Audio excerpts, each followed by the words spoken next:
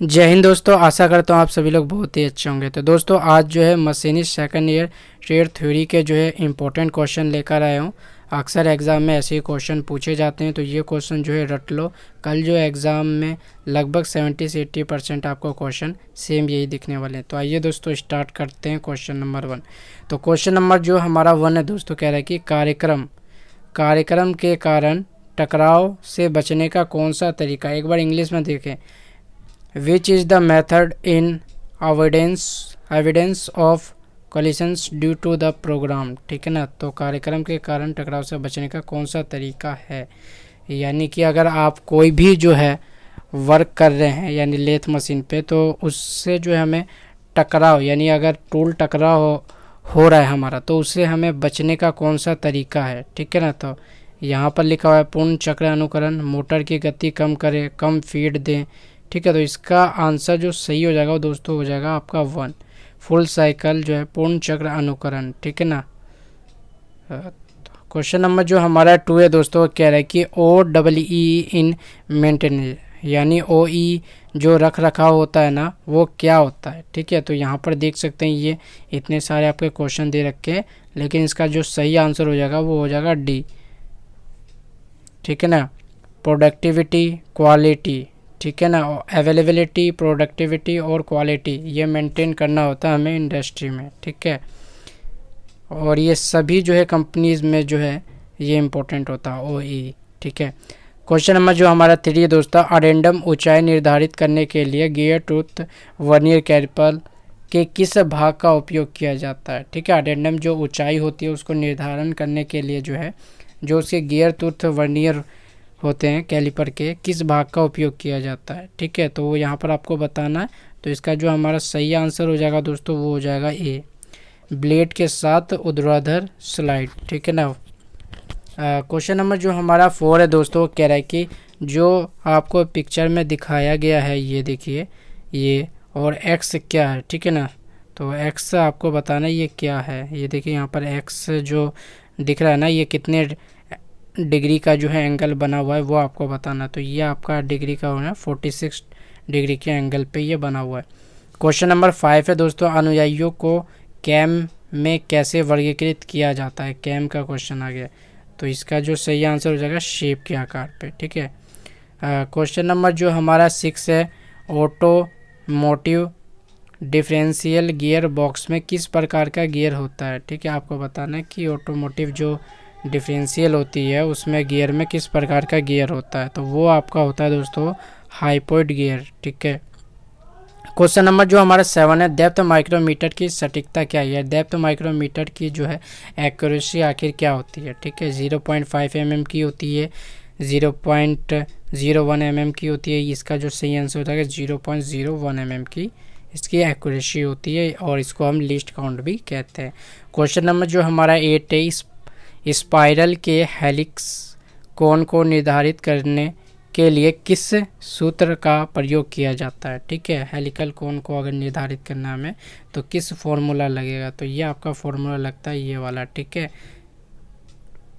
Question number जो हमारा 9 है दोस्तों, वो कह रहा है कि टूल और कटर ग्राइंडिंग मशीन के किस भाग को उस व्हील हेड पर माउंट किया जाता है। ठीक है। जो आपका टूल और कटर जो ग्राइंड मशीन है ना, उसके ऊपर जो व्हील हेड होता है उस पर माउंट किया जाता है। किसको माउंट किया जाता है, बेस को, सैडल को, टेबल को या कॉलम को। वो किया जाता है आपको कॉलम को। ठीक है।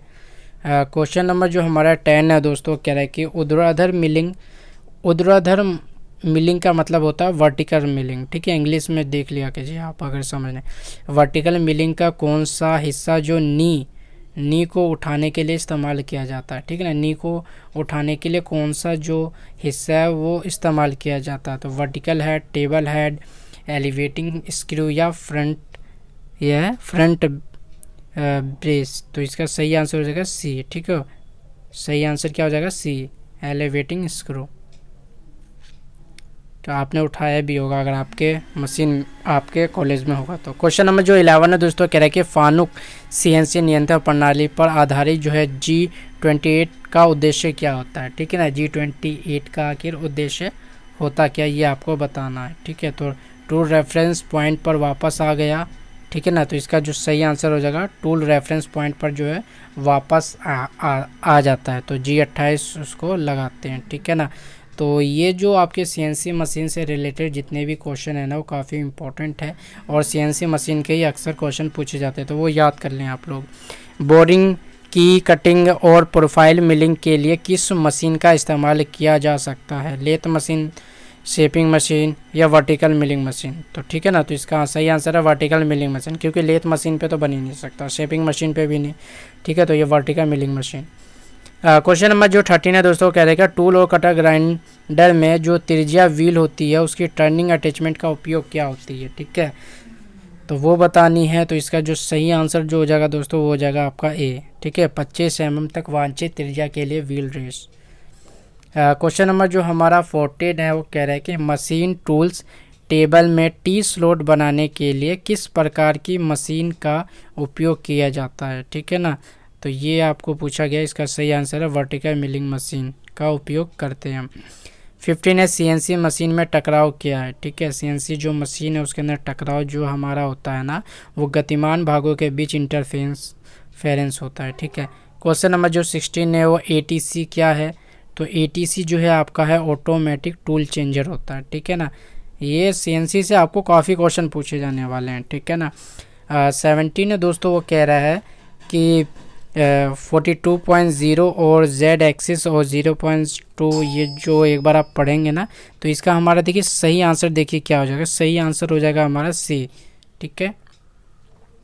क्वेश्चन नंबर जो हमारा 18 है दोस्तों, कह रहे कि वे कौन सा समय है जिसके दौरान उपकरणों दोषों के कारण काम करना बंद कर देता है, ठीक है ना, काम करना ही बंद हो जाता है, तो वो होता है आपका डाउन टाइम, ठीक है। उस टाइम जो है मशीन बिल्कुल बंद हो जाती है। क्वेश्चन नंबर 19 है दोस्तों, एक ऊर्ध्वाधर यानी कि एक वर्टिकल मिलिंग मशीन की पहचान कैसे की जा सकती है? वर्टिकल मिलिंग मशीन की कैसे पहचान की जा सकती है? तो ये देखिए, ये जो है आप की जा सकती है स्पिंडल रोटेशन के अक्ष के अनुसार जो है की जाती है। क्वेश्चन नंबर 20 है दोस्तों, ये आपको चित्र दिखाया गया और यहाँ पर जो है आपको ये दिखा रखा है कि ये वाला जो पोर्शन है वो क्या है आपका, ठीक है। तो ये वाला जो आपका पोर्शन है सेकेंडरी क्लियरेंस एंगल है आपका, ठीक है। क्वेश्चन नंबर 21 है दोस्तों, कह रहे हैं कि गियर टूथ की क्रोडल मोटाई की गणना के लिए किस सूत्र का उपयोग किया जाता है, ठीक है। तो इसका सही आंसर हो जाएगा C। क्वेश्चन नंबर 22 है दोस्तों, गियर के दांतों का अडेंडम क्या है? गियर के जो दांत होते हैं ना उसके जो अडेंडम आपको बताने हैं वो क्या होता है, ठीक है। तो अडेंडम जो होता है हमारा वो पिच सर्कल तथा ब्रांच सर्कल बीच की जो दूरी होती है उसको हम अडेंडम कहते हैं, ठीक है।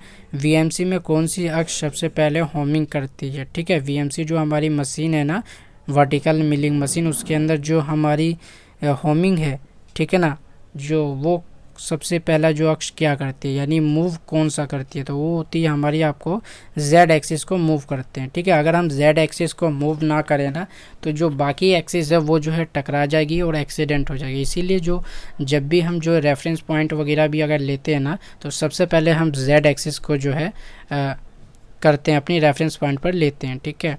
सबसे पहले हम Z एक्सिस को जो है छेड़ते हैं, ठीक है। X के रूप में चिन्हित भाग क्या है? ये आपको दिखा रखा है जो है, ठीक है ना। और इसका जो X के रूप में जो चिन्हित भाग है वो आपको बताना है। ये देखिए इसको जो है क्या है, ठीक है ना, ये आपकी जो है वर्नियर कैलिपर और इसका जो X के ऊपर जो भाग है ना ये क्या है? तो ये जो है आपका दोस्त ये है हॉरिजॉन्टल बीम दिखा रखा है, ठीक है। ये लास्ट क्वेश्चन नंबर 25, ऑपरेशन क्या है? जो ये आपका ऑपरेशन हो रहा है ना एनमिल कटर से जो ये ऑपरेशन कर रहा है, इसको ये कौन सा ऑपरेशन हो रहा है? ये हो रहा है आपका पॉकेट मिलिंग ऑपरेशन, ठीक है। ये CNC का जो है ये आपका टॉपिक था, ठीक है। तो आशा करता हूँ आप लोगों को हमारी वीडियो पसंद आई होगी और अगर वीडियो पसंद आई तो वीडियो को लाइक ज़रूर कीजिएगा।